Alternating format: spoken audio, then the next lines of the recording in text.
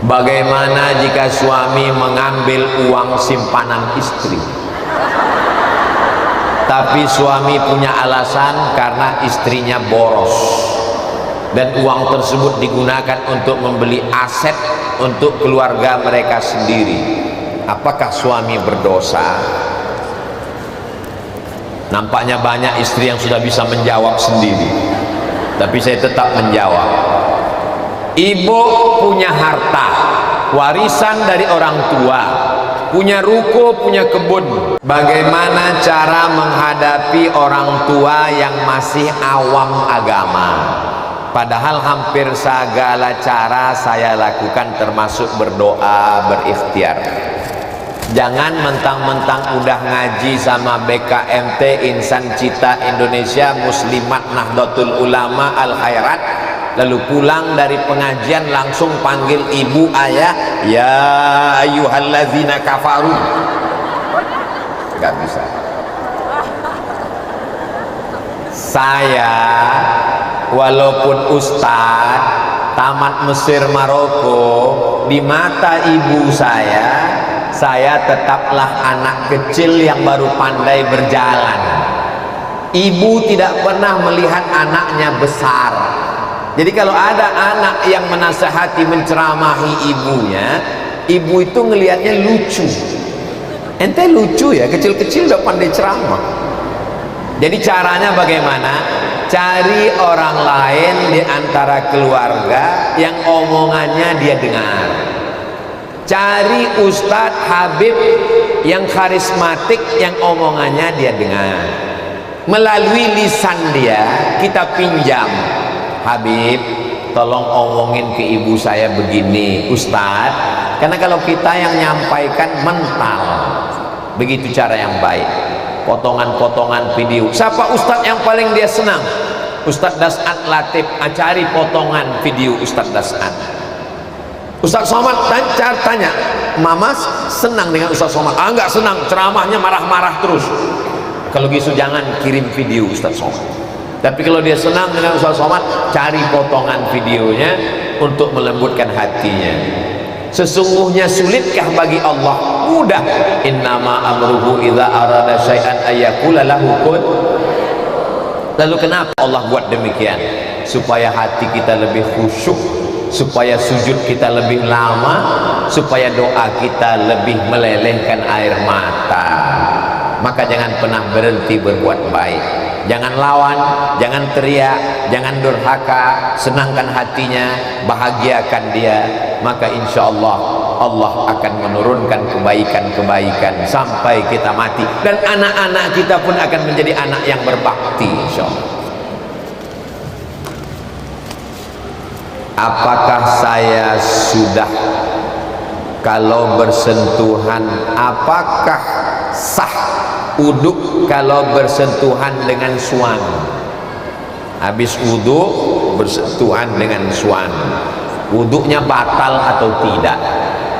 Mazhab yang paling tua Hanafi, nomor 2 Maliki, nomor 3 Syafi'i, nomor 4 Hambali. Menurut mazhab Hanafi tidak batal karena makna aula mastumun nisa, menyentuh perempuan. Maaf beribu maaf. Al-Quran itu bahasanya santun, tidak porno. Maka makna menyentuh perempuan di situ artinya berhubungan kelamin baru batal. Kalau tidak berhubungan, hanya bersentuh tidak batal. Menurut mazhab Hanafi. Menurut mazhab Syafi'i, bersentuhan batal.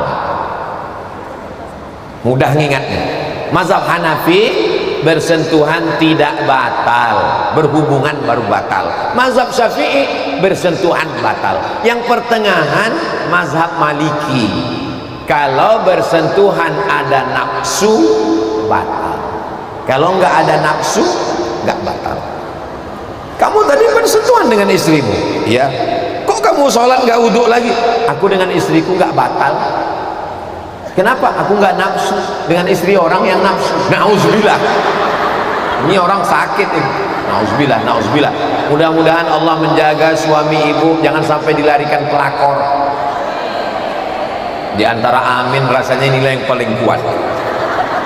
Amin ya rabbal.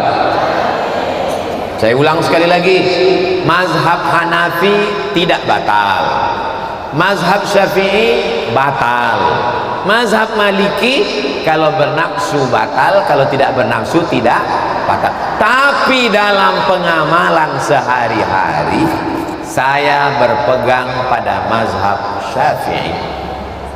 Jadi kalau saya mau pergi salaman sama istri saya pergi sampai di tempat ceramah, saya wuduk lagi. Saya wuduk baru saya sholat karena air banyak. Kenapa wuduk lagi? Karena saya khawatir setan datang menggoda pas saya sholat. Allahu Akbar. Somat, kau kan sudah nyentuh istrimu. Lalu saya jawab, aku nggak nafsu, ada sedikit. Tapi kalau sudah berwuduk lagi, insya Allah setan nggak bisa lagi masuk lewat celah. Abdul Somad, wudukmu sudah batal, kau tadi ada nafsu. Enggak, aku sudah wuduk lagi. Tapi saya nggak menyalahkan saudara saya yang pakai mazhab Maliki, karena kalau saya salahkan berarti saya menyalahkan guru-guru saya di Maroko dulu, karena Maroko itu mazhabnya Maliki. Yang tidak boleh itu dia campur-campur. Pergi kondangan ke hotel, barakallahu lakuma wa baraka alaikuma wa jama'a bainakuma fi khair. Kena ujung jari. Pergi ke masjid, Allahu Akbar. Pas ditanya, loh, ente tadi kan udah bersentuhan ujungnya. Enggak batal, mazhab Maliki enggak batal, tapi cara wuduknya tadi Syafi'i. Enggak bisa cara wuduknya Syafi'i membatalkannya pindah ke Maliki. Itu namanya talfik mamnu, terlarang. Kalau cara wuduknya Syafi'i, maka membatalkannya mesti konsisten mazhab Syafi'i. Bisakah masuk masjid atau teras masjid kalau lagi datang bulan? Saya berpegang pada mazhab Syafi'i. Dalam kitab Al-Fiqhul Islami wa Adillatuh, tidak boleh masuk masjid, tidak boleh baca Quran, tidak boleh bawa Quran, tidak boleh pegang Quran, tidak boleh sholat, tidak boleh puasa, tidak boleh iktikaf. Jadi kalau begitu dia dengar pengajian di mana? Biasanya di luar masjid dipasang tenda, atau biasanya ada teras yang tidak dipakai untuk sholat. Makanya di luar masjid tetap dipasang sound system bagi yang tidak bisa masuk ke dalam masjid. Nanti kalau ada ustazah yang mengatakan gak apa-apa, masuk aja ke dalam, mungkin dia pakai mazhab yang lain. Tapi saya selalu memakai tingkat kehati-hatian yang lebih tinggi. Dalilnya mana? Mana dalil perempuan yang haid gak boleh masuk masjid? Ini arah kiblat. Rumah Nabi di sebelah kiri. Nabi datang ke pintu kamarnya, lalu Nabi minta kepada Aisyah, nawilinil khumrah, wahai Aisyah, tolong ulurkan saya kain. Aisyah tidak masuk ke dalam. Kenapa Aisyah tidak masuk ke dalam raudhah? Karena dia sedang haid. Nabi tidak keluar. Kenapa Nabi tidak keluar? Karena Nabi tidak mau iktikafnya batal. Lalu Aisyah mengulurkan tangannya ke dalam. Itu dalil bahwa perempuan haid tidak boleh masuk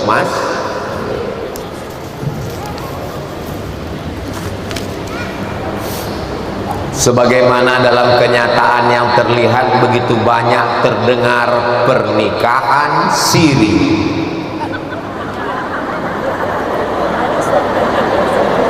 Ustaz Somad, yang tadi saya nggak jelas, tapi yang ini jelas perasaan. Kira-kira hukumnya gimana Pak Ustadz jika seorang suami nikah siri tanpa izin istri yang sah?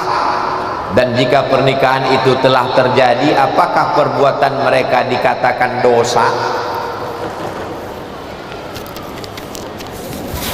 Ada mempelai laki-laki, ada wali, ada 2 orang saksi, ada mahar, ada ijab dan qabul, maka nikahnya sah secara hukum fikih.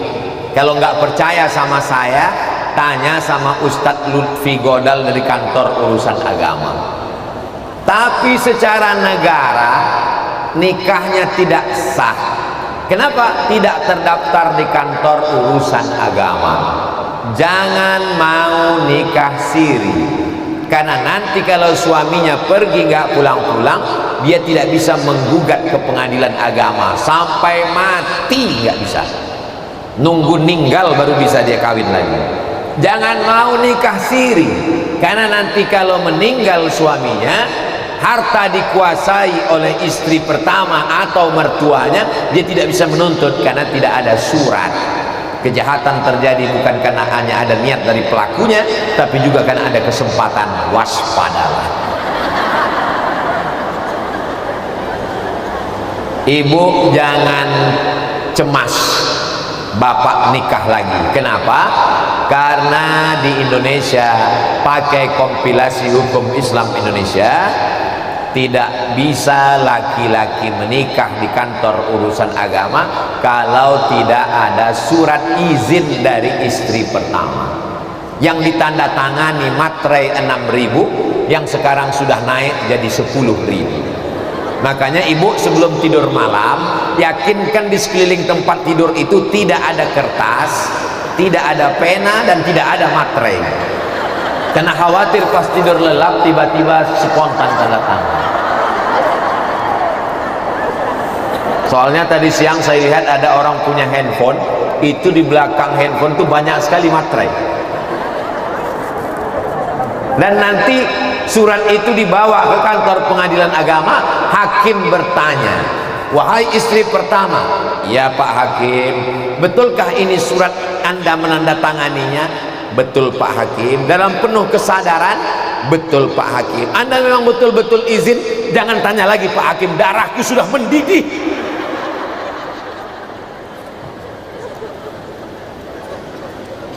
Poligami dalam Islam adalah emergency door, pintu darurat. Masuk saya ke pesawat, lalu pramugari pun memberikan arahan, ladies and gentlemen, kepala beku ditempel semen, all of our passenger, semua penumpang pesawat terbang, di belakang kita ada pintu, di depan ada pintu. Ketika terjadi hal yang tidak diinginkan, kapal meledak, masuk ke dalam jurang, maka ada pintu darurat. Perhatikan pintu darurat. Pintu darurat hanya dibuka pada saat emergensi. Jelas? Apakah berdosa seorang istri yang tidak memberi izin kepada suaminya untuk berpoligami? Baru aja disebut. Padahal suaminya punya penghasilan yang mapan dan istri lebih memilih untuk berpisah. Ibu saya punya ibu saya namanya Hajjah Rohana. Dia punya ibu namanya Siti Aminah. Siti Aminah itu punya ibu namanya Hajjah Siti Maryam. Hajjah Siti Maryam itu yang menyiapkan semua pakaian-pakaian Syekh Abdurrahman ketika Syekh Abdurrahman menikah dengan istrinya yang terakhir, perempuan yang luar biasa. Tapi saya ceritakan itu di tengah keluarga saya, tidak ada satupun yang mengaguminya. Ketika dikatakan inilah jalan yang paling cepat menuju surga, banyak jalan yang lain.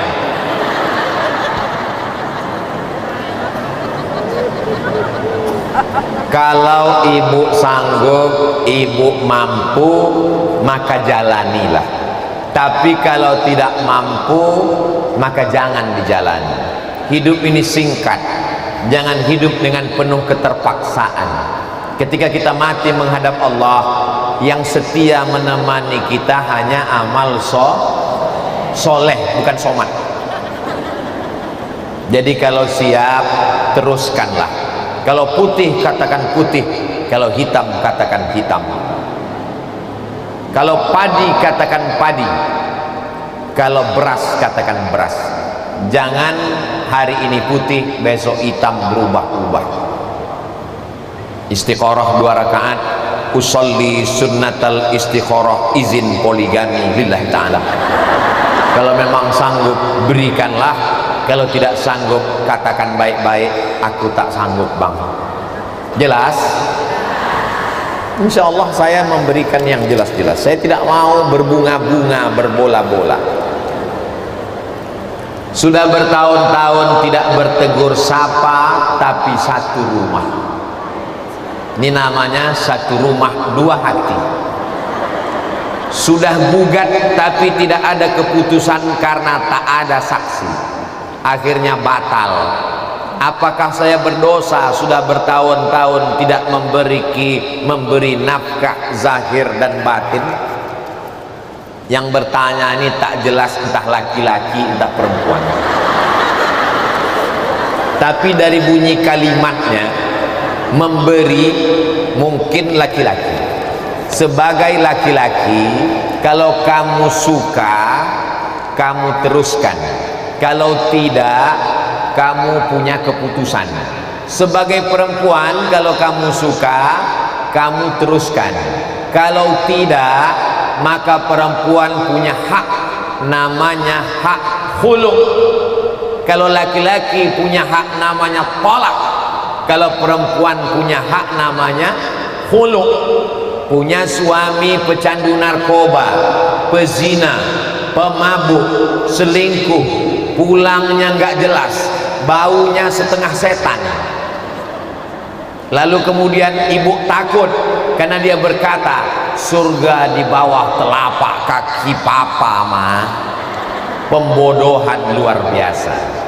Tapi katanya perempuan yang minta cerai bergoncang tiang aras kalau suaminya soleh, hanya karena tidak bisa memberikan istana, lalu ibu menggugat, itu yang tiang aras bergoncang karena Allah marah. Adapun suami yang begini, kalau ibu gugat, jangankan tiang aras, tiang listrik pun nggak bergoncang. Tapi dalam Islam ini alternatif terakhir, bukan stasiun yang pertama. Prosesnya panjang. Fa in khiftum shiqaqa bainihima fab'atsu hakaman min ahlihi wa hakaman min ahliha. Mediasi. Sebelum mediasi, maka kata Allah Subhanahu wa taala, orang-orang yang kamu khawatirkan nusyuz, fa'izuhunna, nasihat. Nasihat enggak mempan.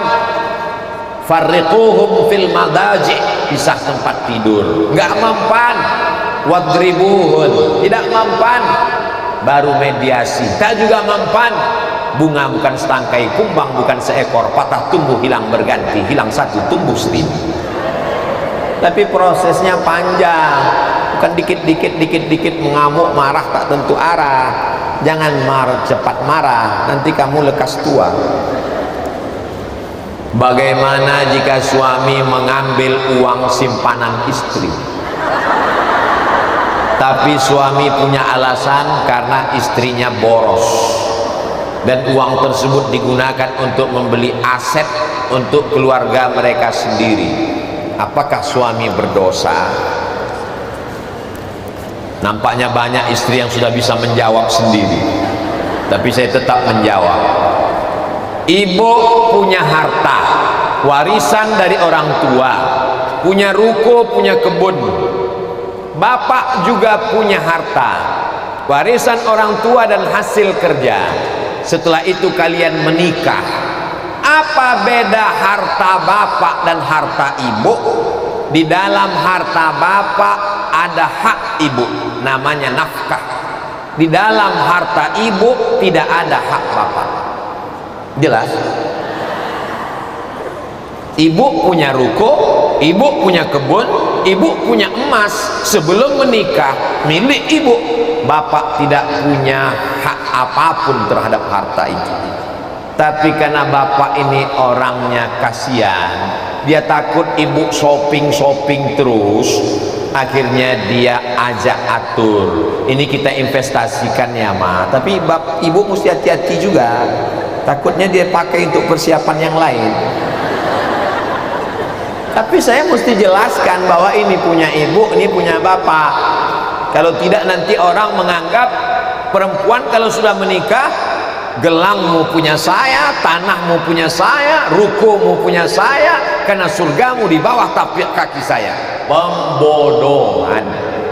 Perempuan mesti mengerti mana hak dia dan mana kewajiban dia, karena Allah mengangkat harkat, derajat, martabat perempuan. Wa amruhum syura bainahum.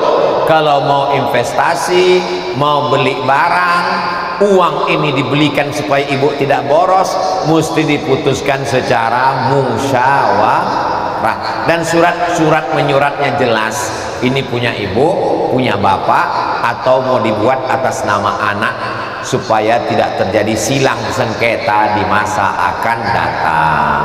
Jelas?